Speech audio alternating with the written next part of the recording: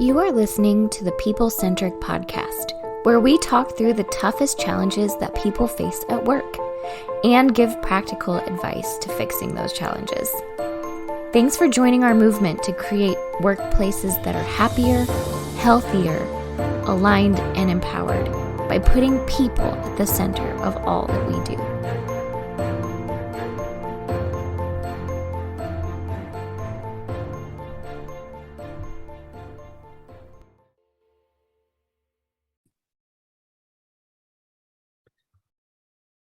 Hey, people-centric people. I don't even know. This is the first time I've done the welcome. Like this Matt Griswold from People-Centric Consulting Group coming to you live with Diana Royalty, right? Let's take just a moment and recognize Diana. Do you want to say hello to the people?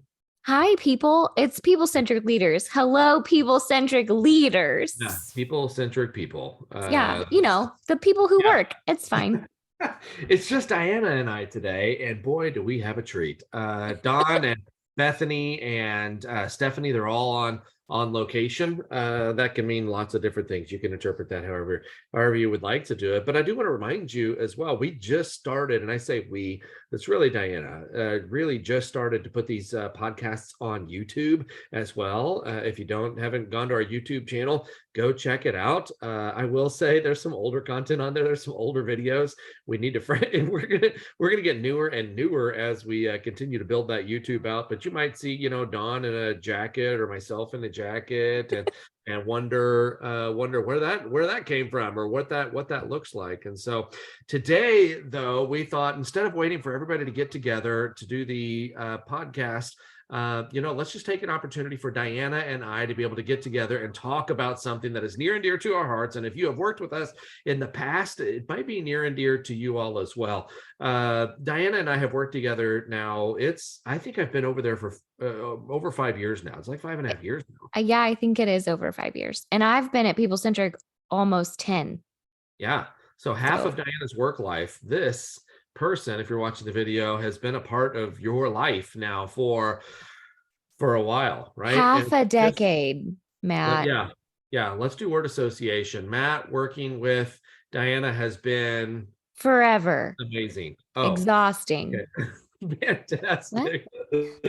All right, so this is some of the feedback that Diana and I get. It's like, wow, you guys are like brother and sister, and I think it's kind of a fun camaraderie, honestly, that we've leaned into, I would say, over the years as well. Why shy away from that?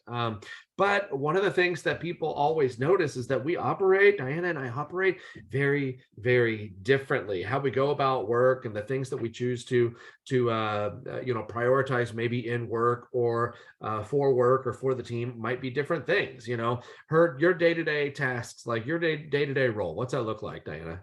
Oh, yeah, I never know. It's I never know. It's putting out whatever fire is the largest. It's lots of administrative stuff, paperwork, deliverables, marketing. COO, right? All that operations stuff that you get to dabble in a little bit. Hashtag small business. Sometimes she doesn't get to do that. True. My role, I was hired as an engagement specialist, really working with clients on a day in and day out basis. But that role has really started to morph into a lot of speaking, a lot of events, a lot of public speaking and workshops and selling. Really is what I do. And so we have evolved professionally throughout the years that we've been working together. But, just for context, I thought this might be fun. This was maybe partly my idea, and I don't know if you agreed to it or if you were equally excited about this, but sometimes people... I merely agreed. I just agreed. I was like, oh, geez. Okay, whatever, Matt, fine. Sometimes people get a good kick out of Diana and I and kind of our camaraderie that we have together. But I'm here to tell you it was not always like that. And so I thought it would be fun, since it's just Diana and I, to maybe tell the story of us. The story of us, like where this started, what how did this come about? Because as much as we make it look awesome from the outside looking in, we didn't start like that. Yeah. And for deeper context, I think it's it's a story about how two very, very different people can learn to value each other at work and value each other's skills, even though they are the exact opposite of one another. Yeah, I don't know. It's fair to say that we work well together. We're a good team. Diana and I are a good team. I love before you relocated into Washington. We used to travel quite a bit together, and we would tag team different groups. And man, our approach was awesome. I really value working with you and the opportunity to be able to travel whenever you were into that kind of stuff. Yeah, I mean, I still do, just not as much. Just not Right, as much. Yeah. and more with me, but I Yeah, your job shifted from client facing to speaking and engaging, and I am yeah. not engaging. So that's So, hard, you know? so listen, I didn't write them down, but I have a laundry list of things that I just want to tell Diana and how I used to feel about her. But I think maybe Diana, a good place to start, a good place to start is maybe that first interview. As I was interviewing for People Centric, I had gotten past the first wave, and now I'm getting ready to go meet Don Harkey and Diana Royalty for the first time. For the first time. Now, let me set the stage as I walk in. From my perception, I remember it like it was yesterday. I was wearing a button-up mint green dress shirt, which I'm not sure. I don't think I've worn that since that interview, but it was mint. It was Yeah, mint green. Do I you remember? remember that. Yeah. And Weird.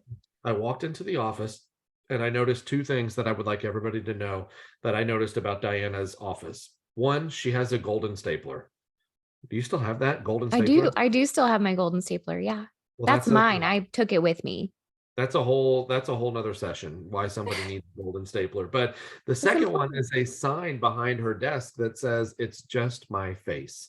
Now, if you have to give people a heads up that this is just my face and I'm not trying to be mean or distant or rude, it's just the way I look. That's maybe a whole nother session also. Do you still have that as well? I do. I still subscribe to It's Just My Face.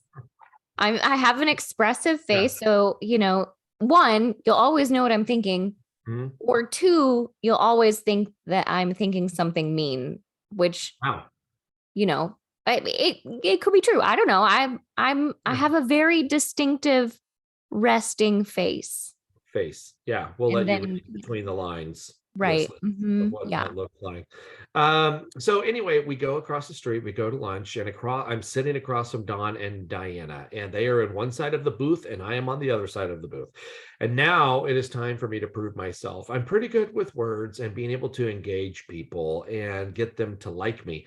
In fact, this might be a time for another podcast, but Don liked me from the very beginning. I love. Too bad he's not on here, but Don liked me from the very beginning, and just a few minutes into it, I think I had him hook, line, and sinker. And Diana was a much harder sell, as she encouraged Don to hold it together.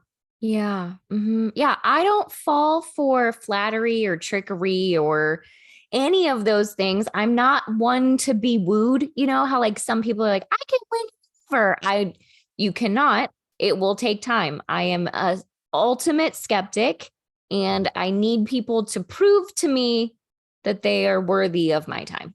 That's true. One day in particular I can think of early on when people need to. I'm very relational. I'm all about the people. I'm all about the good time. I'm a hugger by nature. I come from a family of huggers, and Ew, Diana was very upfront that she was not a hugger. do Meantime, not touch me. I'm in the office, and there was somebody else that used to work for us that came into the office, and Diana immediately ran up to them and hugged them. So I knew at that point it was not that she's not a hugger, it's just that she's not a hugger of me. I'm Uh, a selective hugger, okay? hugger. Selective. So as Diana and I were figuring out how to work with each other, we were kind of separated at first, but there was a day, Diana, that came, and this day was when Diana became the manager of the engagement team, of which I was on the engagement team. And I wanted to share with you. Then again, I think this is important to see where we were versus where we are, because candidly, I don't know that I liked you. I don't know if that's fair to say. I don't know That's that I fine. liked That's you, fair. Sure. and and it wasn't even necessarily something personal. It's just the way you carried yourself at the time. And I would Sorry, like I was a confident, strong woman, Matt. no, I say that to say you've come a long way. Oh, okay. Nice, Okay. good job. But I remember distinctly a couple of things, and you know what I'm going to say. So now Diana is in the position of she has to manage somebody like myself, and at the point, we're not at the hugging stage there of our relationship. This is still fairly early on, and I remember two things. I remember one day just sitting at my desk because Diana is trying to make me complete these additional forms and templates and binders. You probably remember this as well, and just I driving a did. hard bargain. And I'm like, this is so far outside of what I want to do, care to do, and good at doing, like all of those things. I was probably honestly a little disengaged and toxic towards Diana at that moment, I would say. Very much, not a little. You very much were. One Well, day you cleaned out your desk and that left was for the day. a passive aggressive nonverbal sign. That was a It was signal saying I need to be okay. managed in a better way. Need to be Uh-huh. managed in a better way. So another time that I remember this is it was snowing, everybody. It was snowing. Now understand too, this is pre-COVID, right? The world changed a little bit post-COVID. This is pre-COVID when dang it, work starts at 8 and you need to be here at 8 in the office, keeping in mind I could do everything that I was already doing from home too, but there was something about being in the office. I live 30 minutes away.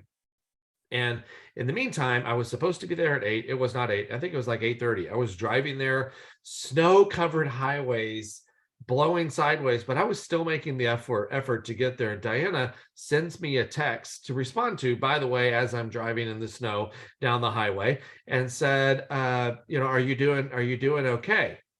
And I thought she really cared about how I was actually doing. Her next, no, that was not true. Go ahead. Go. I'll defend myself in a minute.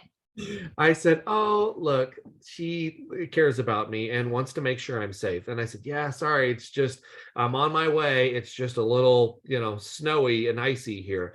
And she then responds with the next text message of, "Okay, I can't remember exactly what it is. I wish I would say it, but something to the point of just remember, work starts at 8 o'clock, and you need to be here at 8 o'clock." And I Uh-huh. thought, "Oh," and I think I even responded, "So." Were you asking me how I was doing because I wasn't there at 8, or you were worried to make sure I was being safe? Do you remember this whole exchange? I absolutely do. Yeah. Yeah. And so for Mhm. somebody then to go clean out their desk as a as a an opportunity just to kind of send a message, I think that was totally called for. What was Uh, your to me, stance on that, to by the way? me, all I'm hearing is that you weren't meeting the expectation that was set, and I was trying to hold you to said expectations. Now, whether you liked the expectation or not is not my problem. It was Right. the expectation. I noticed that not my problem. Our Mhm. relationship wasn't really in a point where we could just sit down and let's just walk through this, right? Because not It's my true. problem does not create psychological safety. Mm, But that's kind of where we were, and so it was rough. So it let's kind was of rough. set the page. Like I'm building a case now, right? And I'm giving everybody context. People that probably know us now or recently that this is all news to them, right? But Yeah. Oh, yeah, for sure. there was a time that Diana was just extremely bullheaded and difficult, and I was pretty sure that she just was out to get me. I am still bullheaded and difficult. You just like it better now. Not really with me anymore. We've turned the page. We've come to a better John relationship. separated us. We don't work together anymore. So I want to kind of go forward and say, okay, so that's where we were. And maybe the people listening are like, dang, that describes a relationship that I have at work right now. And this is hopefully, something that you could take and go, okay, so man, how do I get from that to, okay, it seems like you guys work well together, or the people who maybe have worked with us in the past are like, I can't believe that, because you guys are, we're like, not to Yeah. toot our own horns, but we're very good. We're very good together. Yeah. We're working. And so in your mind, first of all, do you kind of co-sign all the things so far? Would you add any stories of your own? I only know I told stories of you, but would you No, add your I'll own? add that I'll reiterate that it was difficult and that I was struggling with honestly how to manage you in general. Like it was a struggle for me. And I think it was even harder because we had to work together. It was just you and me. There was no other like, I can work around you or I can do something different. Like it literally was just you and me. That's true. Like we had to figure it out. And then the other thing was that I think we both really loved People Centric and wanted it to work. Yeah. And so I think that was an added, like, we have to figure this out. So there was two things pushing us to keep us together. One, we didn't have a choice. And two, we love the mission of People Centric. So there was a few things that forced us to want to do it. But it was, I do remember very clearly a few times where I sat down with Don and I just was like, I'll wash my hands of this disaster. I hate everything. And he was like, what are you talking about? What? Both of you are amazing. Yeah, I know. And I gosh, I have to be honest too. Like there were some moments there, and I left the company, one of the largest banks in the world, comfortable, good 401k. I didn't have to go. I chose to go. And then here I was, and I was being managed by, people like yourself. And, you make a good point though, too, because you're being managed. Some organizations are big enough to where they're like, well, let me separate those two, or let me get maybe that's a bad match. We didn't have that option, right? We were kind of forced together. And we were forced together at a time to where I think I got platinum with American Airlines by June. Like January to June. Sure. Like we were all over the freaking country. And so we weren't just working together. We were traveling together. We were eating together. We were like 100% together. Yeah. For large majorities of months, like weeks out of the month. One of the things that I would say is that the pivotal turning point, and you and I talked about it earlier, but I think one of the things that I would say would be one of the pivotal turning points was, for me, it's about the people and the relationships. And even though you were doing, not all the right things managing me, I still cared about you as an individual. And one day I remember it vividly. We were in the basement and you were just being distant, more distant than normal, which is incredibly distant because I'm like a distant human. It was just you and I. We were just sitting there in the basement, and we were not sitting there. We were working on something. I can't remember what we were working on, but it was just you and I in the room. And I finally just looked at you and I was like, what is wrong with you? Like, where are you? What is wrong with you? You're giving me nothing. And you looked at me. Giving me nothing. Yeah. Because again, I am about the relationship and things like that. And it just felt like this was different. Something's off with you. And then you responded with, what? Well, I'll tell my side. At that moment, I was like, crap, what do I say here? Like, because I am a human who is pretty private. I'm very good at compartmentalizing things. So like work is work, home is home. I didn't really mix the two very often. If I'm having a problem, no one will really know. Like I'm good at hiding those things. But I was going through something. And so I was like, at this moment, I was like, what do I do here? And so there was a few second pause, I think. I think there was a pause. And then finally in my brain, I was like, well, I'm just going to tell the truth. I'm just going to tell Matt what I'm going through. And I think I said something like, well, it's not work. I'm getting a divorce. At home. And Matt, I remember the look on your face. You looked weirdly relieved, which I hated. I was very confused by that look. Wow. Yeah, I didn't like the look on your face. But then you explained, so you can say what you said to me. Yeah, I think that the reason why I think there's a pivotal moment is because, and this is maybe a recognition that some of us are going through the motions at work right now. We don't feel like we can talk about ourselves. We don't feel like people care about us as people. But the generations now, especially from a manager, the generations now that are coming up want to know that you value them and you recognize them as a person and a human that has a life outside of this place. And so whenever you responded with, I'm going through, I'm going through a divorce right now, my first reaction, honestly, that I remember was empathy. And the Yeah. reason why it was empathy is because, dang it, I had gone through that also. I Yeah. had been in that place and it sucked.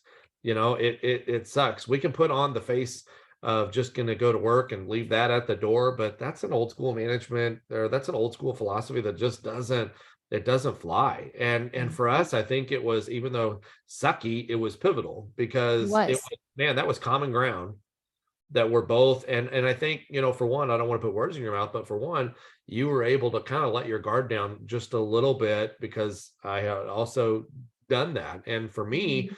it showed a different depth to you too, that you weren't always just a person. It's like, remember, work starts at 8:30 is unacceptable, even if there is ice on the road. Like there was a different depth to you as a person. And for me, being about the relationships and the people, it was something that I could connect to too. Yeah. I think that was the moment, and you and I have talked about this before. I think that was the moment where our relationship did shift because I saw you treating me differently and I probably treated you differently, right?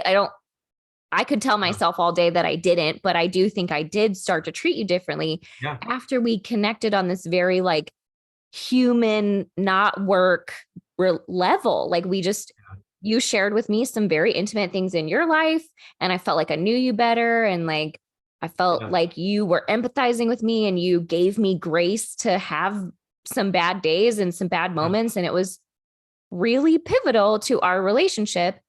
And then after that, we were able to have deeper conversations about work and the things that bothered us at work because we connected on this strange other Yeah. outside work level. I don't know. I don't understand it. It might sound odd to the people, and some of you listening might be going, I don't want to share my personal life with other people. I still And don't. we're not even saying that you have to, right? What I am saying is that for us, that was that, sometimes the simplest thing that you could do in a relationship is be able to find common ground. Yeah. And for us, that common ground was okay, foundationally at work, we both loved people centric and the idea of people centric. We wanted it to succeed, but on a personal level, we had both walked through the same kind of thing. And we both knew that walking through that same kind of thing, man, it kind of divides our mind. And I Yeah.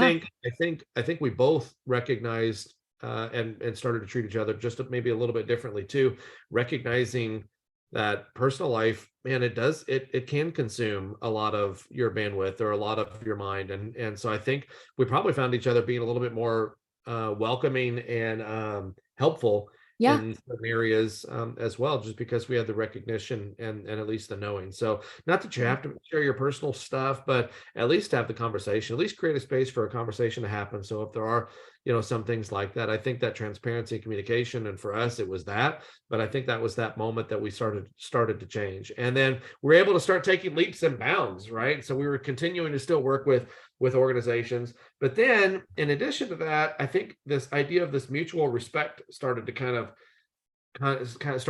go into place too. Instead of stepping on each other's toes, or maybe talking about how you need to do your job differently, or you need to do your job differently, or this is how you should approach it, or this is how I would approach it. It was like this mutual respect kind of a thing of recognizing Diana's amazing.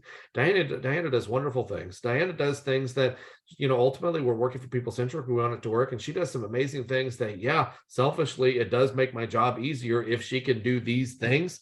But it's also some of the things that she was created to do and enjoys doing at the same time that are in line with your job. I don't know if you would add to that or not, but Yeah. I think there is, for me, there was a little bit of ego in the way because I feel like the things that I do, everyone should be able to do. But that's not true. Like, because I'm so hardwired to do them, it's so easy for me. I'm like, well, why don't you just do it? Like, don't tell yeah, me you need something, like, just go do it. But for you, it was like, no, no, that takes a lot of energy for me to go do that. And yeah, then when you and I started doing some of each other's job, like when I started facilitating meetings, I was like, oh my God, this is way energy draining for me. And I hate it. And you were right, like, oh my God, that was the best thing ever. And so I was like, well, why don't you just go do that? And I'll sit back here and do the stuff you don't really like to do because I like doing that stuff. right.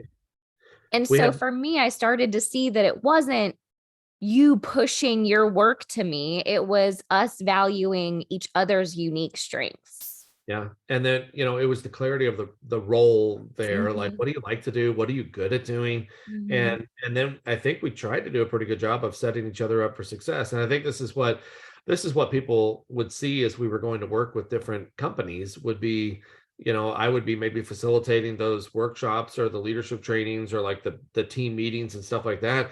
And Diana is there not just to fly on the wall, but she is also adding to, but then she's also creating these cool notes and documents with the bullet points. And most of the time, by the Mhm. time the meeting was over, because that's hard for me, it's hard for me to capture the notes and all the things of the meeting and then also facilitate and be in the moment of the meeting.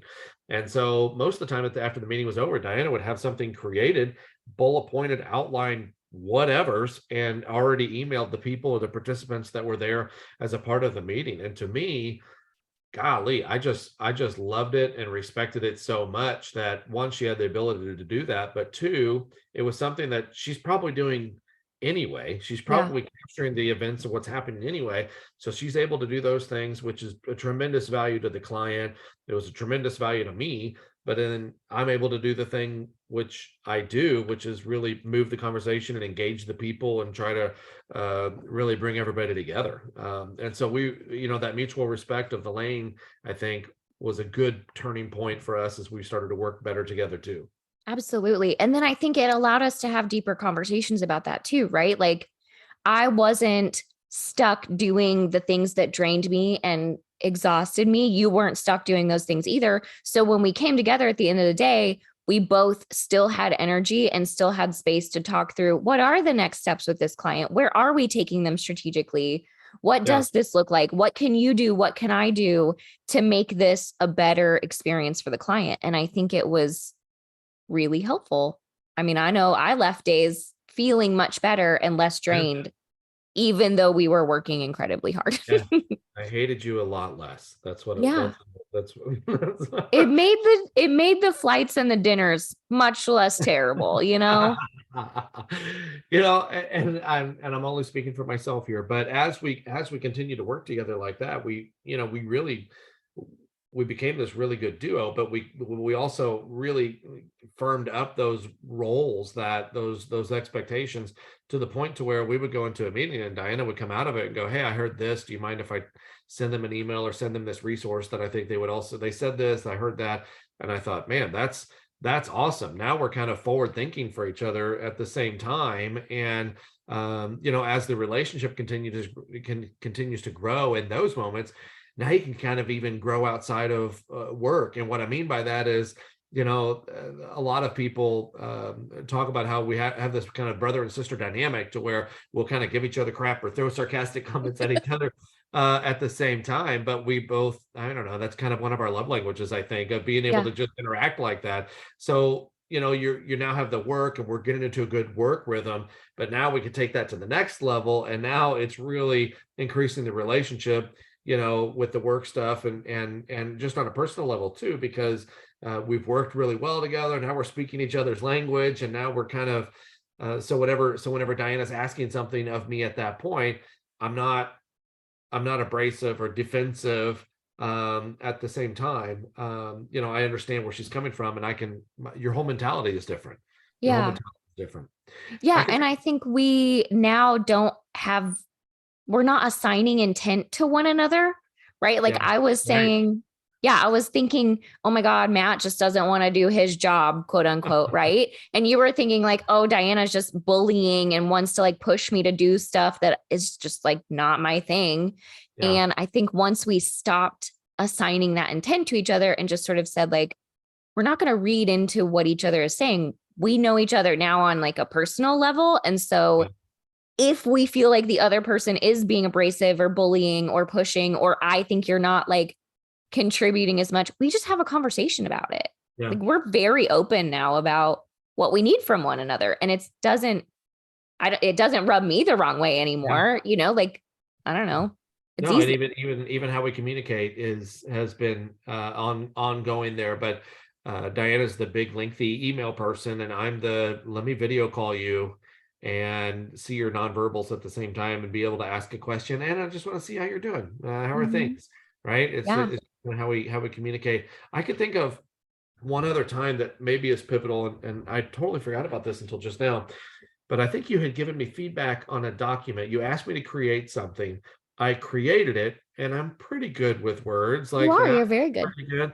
And Yeah. Diana sent it back to me with so many red marks. It was like a term paper was graded, and I failed the assignment. You asked. You asked. I did. Yeah, I did. I did actually send it over, like, what, open to your feedback. And I was like, pretty sure there's not going to be any because this is brilliant. And then it came back as now obnoxious. It was it Mm. was a little obnoxious. And so I called though, and I said, hey, I didn't get onto her for the edits or whatever. We've had fun joking about it since then. But because our relationship, I think, was a little different at the time, I was able to say, hey, I thought I did well. You sent it back like that. What were you looking for? Like, help me understand what you were looking for so I can avoid that step next time. Yep. And I think those conversations too are important too. How do I get out of that clashing, and then, okay, how do we work better together? You Yeah. remember that? And I do remember that. And I remember being so impressed that you asked the question, right? Like, because so many times people are like, can you edit this and like send it back? And I send it back and they're like, great, thanks. You did the work, you edited it, right? But I loved that you saw what was in my brain and said, there's value here, right? I know there's value here. I don't love that it looks like this. I don't love that I didn't meet the expectation. Yeah. So tell me what you're looking for. Tell me what's in your head. And then Yeah. once you asked that question, I immediately was like, oh my gosh, I shouldn't have sent it back like that. I should have said, this looks really great. Here's what I'm thinking. I should have put more in it Hmm. because it was wrong of me to just like redline the crap out of it and then send it back. Right. And so then I started doing that more. I'd be like, okay, Matt, this looks really good. I changed this because of this. I did this because of this. And I did this because of this. Yeah. And I think it made us both better because then you would come back and say, hey, don't change that because here's what I was really trying to say. And so I'd be like, Yeah. oh, okay, let's tweak it. Right. And so Like I think what? like ellipses. I hate ellipses. They're grammatically, you know what? It doesn't matter. It doesn't. Don and I I'm a love grammar ellipses. control freak and no one uses punctuation properly anymore, guys. I just like to use the word. So anyway, let's kind of move to wrap up. I think a couple of different things. The reason why I thought this was important and impactful, honestly, is just because we started from a place that was not great. We've ended at this place. Not that I'm not resigning or anything, but we have come to this place now to where the working relationship, like, I value you. I think you're awesome. Yeah. And I like to, even if I just have a simple question, I'm probably not going to send an email, maybe an instant message, but most of the time I'm going to call you. Most of the Yeah, time, it's usually a call. Yeah. yeah. And part of that is because I have a question, but part of that is just want to see you, right? And make sure that you're good, and see if you need anything else from me too. And so, I first of all, good job. You've come a long way. And Thanks. second of all, I really value working with you, and I'm glad we're at this place. So Me too. Thank you. Yeah, I'll add that I think up until managing you, I always managed people that were like me. And so you were the first person that was the exact opposite of me. And you were my first big management challenge. And I think us working together, made me a better leader, but also has changed my mind on things like strengths and things like transparency and vulnerability and humility and, sharing some of the life in the work. And so I really value all that you do for People Centric, but I also value the things that you have taught me just because our relationship did struggle at first and the things that we've worked through. I yeah. love that we both decided we were going to work through them together and made it happen. Yeah, I love it. Yeah. I love it. That's good. So hopefully, the people listening, I don't know, hopefully you can maybe identify this with a relationship that you followed kind of the same path. Maybe you're at the beginning of this relationship though, and it's just a struggle. I would encourage you not to give up on it, but maybe start having some of those conversations. Try to find that common ground, and the common ground can come from weird places like we talked about, but try to find that common ground and see if there's something else that you do agree on, and then, okay, now how do we build on that? understand the roles, understand the clarity. How can I help support this person and vice versa? So ultimately it's better for the company, but I would argue it's also better for you as a person, to really enjoy the stuff and the people that you work with, and get to know them on a different level too. So hope you enjoyed it, and share this podcast with your friends. We'd love to hear your feedback. Yeah, definitely listen to the outro where it has all the places where you can get a hold of us, but do like and subscribe. That really, really helps us. So please do that. Yeah. Thank you, everybody. Have a great day.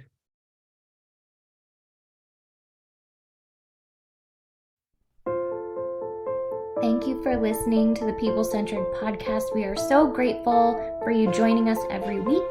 If you like this content, please like and subscribe. Also, feel free to share on your social media with everyone that you know. It really does help us. If you would like to contact us, I have put our information in the show notes. Please reach out anytime. We love hearing from you.